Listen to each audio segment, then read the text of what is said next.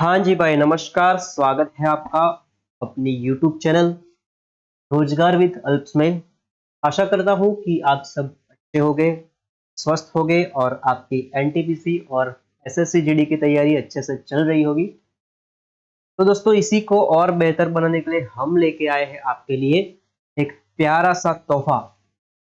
यहाँ फ्रेंड्स, यही सीरीज आपकी एग्जाम में 4 चांद लगाने वाली है, जिसमें 10,000 क्वेश्चंस विथ थियरी हमने ऐसे शामिल किया है तो आपकी एनटीपीसी और एसएससी जीडी की लिए मोस्ट इंपोर्टेंट टॉपिक रहने वाले हैं।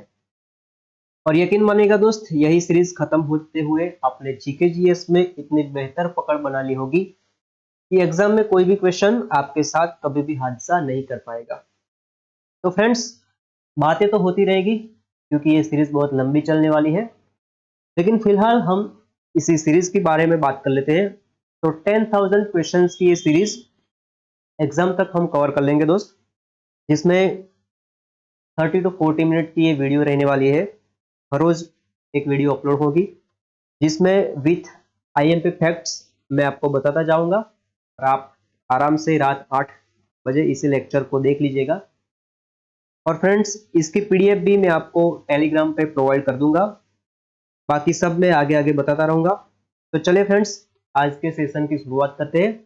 लेकिन वीडियो स्टार्ट करने से पहले आप हमारे चैनल पर नए आए हो तो चैनल को सब्सक्राइब कर लीजिएगा, वीडियो को लाइक कमेंट और शेयर जरूर करिएगा।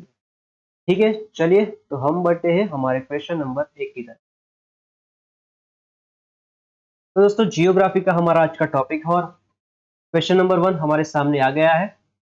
तो क्वेश्चन नंबर पहला है हमारा, निम्नलिखित में से किस देश के साथ भारत की कोई भी सीमा नहीं है?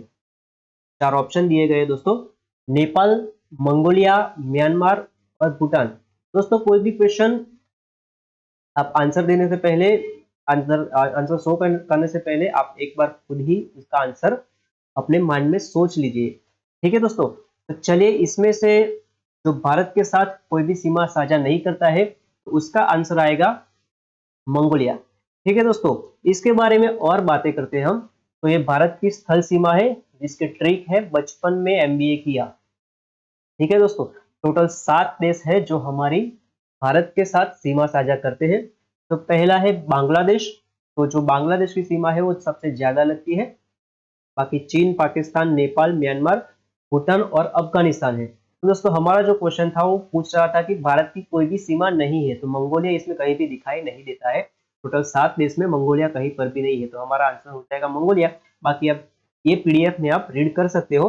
बचपन में एमबीए किया एक सरल सी ट्रिक है, जिसके माध्यम से टोटल 7 देश और उसके साथ जो भी किलोमीटर लगते हैं वो इसमें हमने बताए हुए हैं। आगे बात करते हैं क्वेश्चन नंबर 2 की। तो दूसरा क्वेश्चन है हमारा, भारत के दक्षिणी बिंदु में स्थित है। तो भारत का जो दक्षिणी बिंदु है उसमें कौन सा स्थित है? तो केरल, तमिलनाडु, लिटिल अंडमान या ग्रेट निकोबार। तो हमारा आंसर आएगा ग्रेट निकोबार। ग्रेट निकोबार, जो कि हम इंदिरा पॉइंट के नाम से भी जानते हैं, वो हमारे दक्षिणी बिंदु में स्थित है। ठीक है दोस्तों, यहाँ पर लिखा हुआ है भारत का दक्षिणी बिंदु है जो इंदिरा पॉइंट है, और ये अंडमान निकोबार के द्वीप समूह के ग्रेट निकोबार द्वीप पर स्थित है। यही हमारा क्वेश्चन था। ये 6.4 उत्तर अक्षांश पर है और भारत की मुख्य भूमि का दक्षिणतम बिंदु कन्याकुमारी पर स्थित है, जो कि 8.4 अक्षांश पर है। ठीक है दोस्तों, यहीं पर जो भी फैक्ट्स लिखे हुए हैं, जो मैं बताता जाऊंगा वो आप याद कर लीजिए। उसके सिवा जो भी है वो पीडीएफ में दे दूंगा, तो आप वहां पर भी रीड कर लीजिएगा। जो भी इंपॉर्टेंट रहेगा मैं आपको यहाँ पर बताता जाऊंगा। ठीक है दोस्तों, चलिए क्वेश्चन नंबर तीसरा हमारा है, ज्यादातर भारतीय किस समूह के हैं? काकेशॉइड, मोंगोलॉइड, ऑस्ट्रेलॉइड या नेग्रोइड। तो दोस्तों, ज्यादातर जो भारतीय है वो काकेशॉइड समूह के हैं। ठीक है दोस्तों, यहाँ पर भारत का नृजातीय इतिहास अत्यधिक जटिल है, क्योंकि 2000 के अनुसार भारत का नृजातीय समूह इस प्रकार है। तो इसमें आप देख सकते हो दोस्तों, तो काकेशाई है वो प्रजाति के समूह भारत में, भारतीय समूह में रहते हैं। ठीक है दोस्तों, चलिए चौथा क्वेश्चन है हमारा, निम्नलिखित राज्यों में से कौन सा क्षेत्र में सबसे छोटा है? ठीक है दोस्तों, क्षेत्रफल के हिसाब से देखे जाए तो कौन सा छोटा है, ऐसा इसमें पूछा गया है। तो दोस्तों, आंध्र प्रदेश, गुजरात, कर्नाटक और तमिलनाडु। तो दोस्तों इसमें से तमिलनाडु जो है वो सबसे छोटा है। वैसे छोटा तो राज्य हमारा गोवा है, लेकिन ऑप्शन के हिसाब से हम देखने जाए तो तमिलनाडु जो है वो हमारा सबसे छोटा क्षेत्र है इन 4 ऑप्शन में। ठीक है दोस्तों, यहाँ पर आप देख सकते हो भारत में टोटल 28 राज्य और 8 केंद्र शासित प्रदेश है, जो कि सबसे बड़ा जो है वो राजस्थान है, उसके बाद मध्य प्रदेश, महाराष्ट्र, और सबसे छोटा यहाँ पर देखे जाए तो दोस्तों गोवा जो है वो हमारा सबसे छोटा है। उसके बाद सिक्किम आता है, त्रिपुरा आता है, नागालैंड आता है, लेकिन जो तमिलनाडु है वो हमारे ऑप्शन के हिसाब से छोटा राज्य हो जाएगा। ठीक है दोस्तों, तो कोई भी क्वेश्चन आपको घुमा फिरा के एग्जाम में पूछा जाए तो आप इसको याद रख लीजिएगा कि सबसे बड़ा है। बाकी वैसे हम 3-4 ही याद कर सकते हैं। सबसे बड़े में देखे जाए तो राजस्थान, मध्य प्रदेश, महाराष्ट्र और उत्तर प्रदेश। बाकी सबसे छोटा देखे जाए तो गोवा, सिक्किम, त्रिपुरा और नागालैंड है। एग्जाम में अगर पूछेगा तो इसी तरह से पूछेगा, बाकी ऐसे थोड़ा टफ क्वेश्चन हो जाएगा, इस तरह से पूछ लेगा कि कौन सा राज्य है तो ऑप्शन के हिसाब से सबसे छोटा है। ठीक है दोस्तों, चलिए क्वेश्चन नंबर 5वां हमारा है, निम्नलिखित केंद्र शासित प्रदेशों में से कहाँ ओंग जनजाति के लोग रहते हैं। दोस्तों ओंग बोले या ओंज बोले सब एक ही है। तो दोस्तों ये जो जनजाति है वो रहती है अंडमान निकोबार में। ठीक है दोस्तों, अंडमान निकोबार में और भी जनजाति है, जैसे जारवा हो गई, ओंगे हो गई। यहाँ पर देखते हैं दोस्तों, तो अंडमान और निकोबार की जो जनजातियां है वो इस प्रकार से है। निकोबारी जो है सबसे ज्यादा है, उसके बाद ओंज आती है, उसके बाद जारवा है, शैम्पेन भी आती है, उसमें अंडमानी आती है। तो दोस्तों एग्जाम के हिसाब से जब पूछे जाए तो यही पूछते हैं, जारवा, शैम्पेन और ओंज। दोस्तों जनजाति का क्वेश्चन एग्जाम में हमेशा ही रहता है, तो सब स्टेट की हम जनजाति के बारे में बाद में चर्चा करते रहेंगे। ठीक है दोस्तों, अभी हम चलते हैं क्वेश्चन नंबर 6 पर। निम्नलिखित भारतीय राज्यों में से कहाँ न्यूनतम वन क्षेत्र है। सबसे कम न्यूनतम मतलब कम कुल वन क्षेत्र कहाँ पर है। तो दोस्तों ऑप्शन के हिसाब से हम देखे जाए तो सिक्किम, गोवा, हरियाणा या केरल। तो दोस्तों हरियाणा में सबसे कम वन क्षेत्र देखने को मिलते हैं। ठीक है दोस्तों, चलिए इसके बारे में जानते हैं। तो कुल राज्यों और केंद्र शासित प्रदेशों के वन क्षेत्रों के बारे में, यहाँ पर हरियाणा और पंजाब में वन क्षेत्र सिर्फ 1588 वर्ग किलोमीटर है, जो कि कुल भौगोलिक क्षेत्र का 3.59% है। ठीक है दोस्तों, और केंद्र शासित प्रदेशों में दमन और दीव में वन क्षेत्र सबसे कम है। अगर राज्यों की बात करें तो हरियाणा और पंजाब में कम है, और केंद्र शासित प्रदेश में बात करते हैं तो दमन और दीव में वन क्षेत्र कम है। ठीक है दोस्तों, चलिए क्वेश्चन नंबर 7वां है हमारा, किस केंद्र शासित प्रदेश की साक्षरता दर सबसे अधिक है। किसकी केंद्र शासित प्रदेश की साक्षरता दर सबसे अधिक है। दोस्तों हम बार बार एक ही बात रटते हैं कि अगर राज्य की बात करें तो केरल की सबसे ज्यादा है और बिहार की सबसे कम है, लेकिन यहाँ पर पूछ लिया है किस केंद्र शासित प्रदेश की साक्षरता दर सबसे अधिक है। तो दोस्तों केरल के नजदीक में ही पड़ता है हमारा लक्षद्वीप, और लक्षद्वीप की साक्षरता दर है जो सबसे अधिक है। ठीक है दोस्तों, तो यहाँ पर लिखा है लक्षद्वीप भारत का सबसे ज्यादा साक्षरता दर वाला केंद्र शासित प्रदेश है, और यहाँ पर टोटल साक्षरता दर है 92.28%। ठीक है दोस्तों, उसमें महिला साक्षरता देखते जाए तो हम 88.25% है। क्वेश्चन नंबर 8वां है हमारा, मध्य और दक्षिण भारत के आदिवासी किस समूह के हैं। मध्य और दक्षिण भारत के आदिवासी किस समूह के हैं। दोस्तों आपको एक रिक्वेस्ट है कि मैं हिंदी में ही ये रीड करता हूँ और इंग्लिश में साथ में लिखा हुआ है।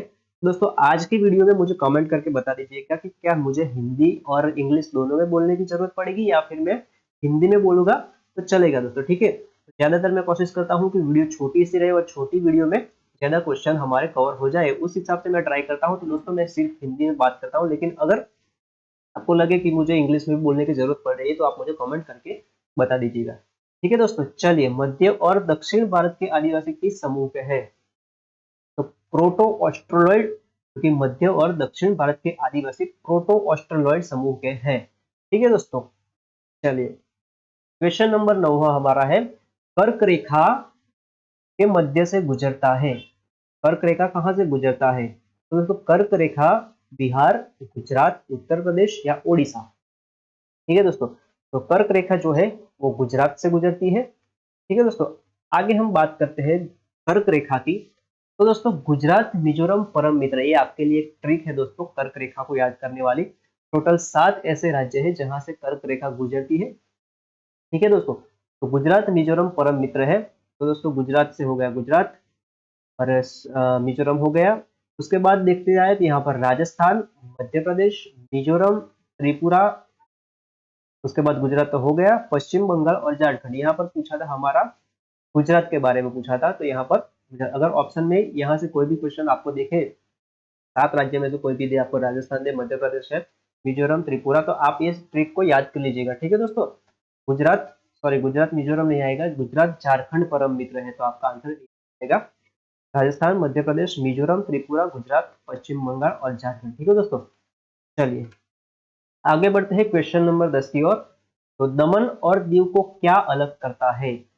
दमन और दीव के बीच क्या है जो उसको सेपरेट करता है? ठीक है दोस्तों, तो दमन और दीव की बात करते हैं तो खंबात की जो खाड़ी है, गल्फ ऑफ खंबात, तो खंबात की खाड़ी है, सॉरी गाड़ी नहीं, खाड़ी, तो दमन और दीव को खंबात की खाड़ी है वो अलग करती है। ठीक है दोस्तों, यहाँ पर बात करते हैं हम दोस्तों केंद्र शासित प्रदेश दमन, जो कि गुजरात और वलसाड़ के स्थित है। पहले यह पुर्तगालियों के कब्जे में था। आपको एक इसमें फैक्ट याद रखने वाली बात यह है कि 1961 में ये पुर्तगालियों से गोवा के साथ ऑपरेशन विजय साथ इसको मुक्त कराया था। ठीक है दोस्तों, और 1987 में इसे केंद्र शासित प्रदेश किया गया था। ठीक है, चलिए क्वेश्चन नंबर 11 हमारा है, पोर्ट ब्लेयर कहाँ पर स्थित है? पोर्ट ब्लेयर दोस्तों अभी बहुत चर्चा में रहा है क्योंकि इसका नाम बदलकर विजयपुरम कर दिया गया है, श्री विजयपुरम पोर्ट ब्लेयर का नाम कर दिया गया है। और पोर्ट ब्लेयर जो कि अंडमान निकोबार की राजधानी भी है। ठीक है दोस्तों, अगर क्वेश्चन ऐसे भी पूछ ले पोर्ट ब्लेयर की जगह की अंडमान निकोबार की राजधानी क्या है और इसमें पोर्ट ब्लेयर देके ना देके यहाँ पर श्री विजयपुरम दे दे, तो भी आंसर आपका श्री विजयपुरम रहेगा। ठीक है दोस्तों, तो चलिए पोर्ट ब्लेयर स्थित है दक्षिण अंडमान में, दक्षिण अंडमान में हमारा पोर्ट ब्लेयर स्थित है। दोस्तों पोर्ट ब्लेयर की बात करें तो हमने अभी बात की, श्री विजयपुरम इसका नाम बदल के कर दिया गया है। ठीक है, चलिए दोस्तों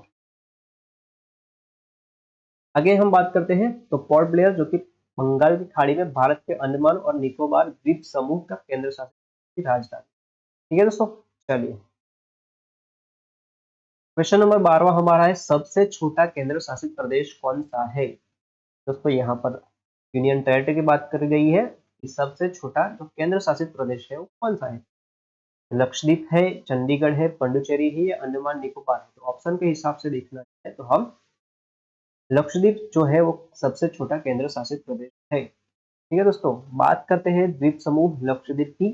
तो भारत का सबसे छोटा केंद्र शासित प्रदेश लक्षद्वीप एक द्वीप समूह है जिसमें 12 एटोल, 3 चट्टाने और 5 डूबे हुए तट है। ठीक है दोस्तों, तो लक्षद्वीप हमारा सबसे छोटा केंद्र शासित प्रदेश हो जाएगा। आगे बात करते हैं दोस्तों क्वेश्चन नंबर 13 की ओर। तो श्योक किसकी एक सहायक नदी है? श्योक दोस्तों नदी और सहायक नदी का क्वेश्चन हमेशा ही एग्जाम में रहता ही रहता है। ठीक है दोस्तों, सभी सहायक नदी और सभी नदियों की हम बारी बारी से बात आगे करते रहेंगे। अभी यहाँ पर बात की है श्योक किसकी एक सहायक नदी? श्योक सहायक नदी है सिंधु की। ठीक है दोस्तों, बात करते हैं सिंधु नदी की, तो श्योक, गिलगित और जस्कर जो कि सिंधु नदी की प्रमुख सहायक नदी है। क्वेश्चन नंबर 14 हमारा है, बांग्लादेश में गंगा किस नाम से जाना है? बांग्लादेश में गंगा को किस नाम से जाना है दोस्तों? तो बांग्लादेश में गंगा को हम पद्मा के नाम से जानते हैं। ठीक है दोस्तों, अब गंगा की बात करते हैं तो यहाँ पर गंगा का जो उद्गम स्थान है वो उत्तराखंड के गंगोत्री ग्लेशियर से होता है। ठीक है दोस्तों, इसको भागीरथी नाम से भी जाना जाता है और देवप्रयाग और अलकनंदा नदी से मिलकर इसका नाम गंगा हो जाता है। ठीक है दोस्तों, गंगा की लंबाई और विस्तार की बात करते हैं तो टोटल 2525 किलोमीटर इनकी लंबाई है और ये भारत में बहने वाली सबसे लंबी नदी है। ये टोटल 5 राज्य उत्तराखंड, उत्तर प्रदेश, बिहार, झारखंड और पश्चिम बंगाल से होकर बहती है और फिर बांग्लादेश में प्रवेश करती है। ठीक है दोस्तों, तो कभी भी क्वेश्चन पूछा जाए कि बांग्लादेश में किस नाम से जाना जाता है तो पद्मा नाम से जाना जाता है और ये बंगाल की खाड़ी में जाकर गिरती है और यहाँ पर ही मिलकर ब्रह्मपुत्र नदी और गंगा नदी जो कि डेल्टा बनाती है, सुंदरवन डेल्टा जो कि बंगाल की खाड़ी में बनता है, वो यही दो नदियों से बनकर बनता है। ठीक है दोस्तों, तो प्रमुख सहायक नदियां हैं जो गंगा की टोटल, तो ये है यमुना नदी, घाघरा नदी, गंडक नदी, कोसी नदी और सोन नदी। यही 5 नदियों में से ही एक आपके एग्जाम में पूछे जाते हैं कि गंगा की सहायक नदियां कौन सी, तो ये 5 आपको याद रखनी है। ठीक है दोस्तों, चलिए आगे क्वेश्चन नंबर 15 है हमारा, पश्चिम की ओर कौन सी प्रायद्वीपीय नदियां बहती है। ठीक है दोस्तों, तो हम बात करते हैं पश्चिम की ओर, तो पश्चिम में हमारा हो गया गुजरात। ठीक है दोस्तों, सेवन सिस्टर्स वाला जो एरिया हो गया हमारा पूर्व का है, तो पश्चिम बंगाल भी बोलते हैं। बाकी पश्चिम की और यहाँ पर पूछा गया है, तो प्रायद्वीपीय नदी जो कि पश्चिम की वो है तापी नदी। ठीक है दोस्तों, तो तापी नदी है जो पश्चिम की ओर बहती है और अरब सागर में जाकर गिरती है। बाकी सब नदियां जो है वो बंगाल की खाड़ी में गिरती है, लेकिन पश्चिम की ओर जो बहती है वो नदियां सभी अरब सागर में जाकर गिरती है। ठीक है दोस्तों, तो प्रायद्वीपीय पठार में दो ही बड़ी नदियां हैं जो कि नर्मदा है और तापी है। ठीक है दोस्तों, और यहाँ पर नर्मदा नहीं दिया था, यहाँ पर दिया था तापी, तो तापी हमारी पश्चिम की ओर बहने वाली नदी हो जाएगी। ठीक है दोस्तों, उसमें आपको 2 नदी याद रखनी पड़ेगी, नर्मदा नदी और तापी नदी, जो लंबे रास्ते से पश्चिम की ओर बहती है। ठीक है दोस्तों, चलिए क्वेश्चन नंबर 16 हमारा है, तिब्बत में मानसरोवर झील के पास जिस नदी का स्रोत है उसे क्या कहते हैं। ठीक है दोस्तों, तो तिब्बत में मानसरोवर झील के पास से जो नदी निकलती है उसको हम बोलेंगे सतलुज नदी। ठीक है दोस्तों, सतलज नदी जो कि तिब्बत में मानसरोवर के पास से होकर हिमाचल प्रदेश के सिपकिला दर्रे से हमारे इंडिया में प्रवेश करती है। ठीक है दोस्तों, तो जो भी हम पासिस है उसके बारे में हम आगे बात करते रहेंगे, लेकिन दोस्तों अभी हम देखते हैं कि मानसरोवर झील के पास से सतलज नदी है जो कि वहां से उसका स्रोत है। ठीक है दोस्तों, मानसरोवर झील के पास ब्रह्मपुत्र नदी का भी उद्गम स्थान है, और ब्रह्मपुत्र नदी जो कि उद्गम हिमालय के उत्तर में तिब्बत के पूरन जिले में मानसरोवर झील के पास होता है। ठीक है दोस्तों, मानसरोवर झील के पास जो राकसस्थल झील है वहां से उद्गम स्थान होता है ब्रह्मपुत्र नदी, लेकिन मानसरोवर प्रॉपर मानसरोवर से पूछा जाए तो सतलज नदी है। ठीक है दोस्तों, अगर ब्रह्मपुत्र नदी का पूछे तो वो है राकसस्थल झील। इन दोनों में कभी भी कंफ्यूज नहीं होना है। ठीक है दोस्तों, ब्रह्मपुत्र राकसस्थल झील और सतलज नदी मानसरोवर। ठीक है दोस्तों, चलिए क्वेश्चन नंबर 17 हमारा है, नदी बेसिन से भारत का रूर कहा जाता है, तो वो कौन सा है। भारत का रूर किस नदी को कहा जाता है, तो दोस्तों वो हो जाएगी दामोदर नदी। तो दामोदर नदी है जिसको हम भारत का रूर भी बोलते हैं। ठीक है दोस्तों, चलिए क्वेश्चन नंबर 18 हमारा है, प्रायद्वीपीय भारत की सबसे लंबी नदी कौन सी है। अभी दोस्तों हमने बात करी गंगा की, तो पूरे इंडिया की बात करते हैं तो गंगा सबसे लंबी नदी है जिसकी लंबाई है 25 किलोमीटर, लेकिन यहाँ पर पूछा गया है प्रायद्वीपीय भारत की सबसे लंबी नदी कौन। दोस्तों प्रायद्वीपीय भारत की सबसे लंबी नदी हो जाएगी गोदावरी। दोस्तों इसको हम वृद्ध गंगा भी बोलते हैं और इसको प्रायद्वीपीय भारत की सबसे लंबी नदी भी बोलते हैं। ठीक है दोस्तों, तो गोदावरी नदी जो भारत की सबसे सॉरी दूसरी सबसे लंबी नदी है, प्रायद्वीपीय भारत की सबसे लंबी नदी है, लेकिन भारत की दूसरे नंबर की गंगा के बाद दूसरी नदी है गोदावरी नदी, और इसकी लंबाई है 1465 किलोमीटर, और यह भारत की सबसे पवित्र नदियों में से एक है। इसे दक्षिण गंगा या फिर दुध गंगा भी कहा जाता है। तो गोदावरी नदी की बात करें तो महाराष्ट्र के नासिक जिले के त्र्यंबकेश्वर से ये निकलती है। ठीक है दोस्तों, चलिए क्वेश्चन नंबर 19 हमारा है, भारत में सबसे ऊंचा झरना कौन सा है। यहाँ पर वाटरफॉल की बात की गई है, the highest waterfall in India is, तो कौन सा वाटरफॉल है जो भारत में सबसे ऊंचा है, तो दोस्तों वो जोग वाटरफॉल है, वो सबसे ऊंचा वाटरफॉल है। ठीक है दोस्तों, दोस्तों जोग वाटरफॉल की बात करें तो जोग या गरसोप्पा जलप्रपात भी इसको बोलते हैं, और ये कर्नाटक जिले के सॉरी कर्नाटक राज्य के शिवमोग्गा जिले के सरबती नदी पर स्थित है, और इसका नाम बदलकर महात्मा गांधी जलप्रपात कर दिया गया है। इसकी ऊंचाई 253 मीटर है।